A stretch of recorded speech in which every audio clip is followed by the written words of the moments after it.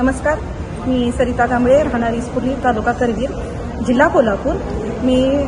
मला आज सकाळी 11 वाजता माझी लाडकी मुख्यमंत्री बहीण योजना, मुख्यमंत्री माझी लाडकी बहीण योजनेअंतर्गत 3000 रुपये माझ्या खात्यामध्ये जमा झाला असा मेसेज आला। मला म्हणजे आमच्या कोल्हापूर भाषेत सांगायचं झालं तर लय भारी वाटते। म्हणजे माझे स्वतःचे पैसे आहेत आणि त्याच्यासाठी मी आपल्या मुख्यमंत्री साहेबांचे खूप खूप खूप आभारी आहे। सीएम साहेबांशी चर्चा केली तर त्यांनाही सांगितलं की तुम्ही म्हणजे अगदी म्हणजे रक्षाबंधनला जी भेट मिळते ती मला 3 दिवस आधीच मिळाली आणि मी साहेबांचे पण खूप आभार मानले आणि साहेब पण माझ्याशी बोलले।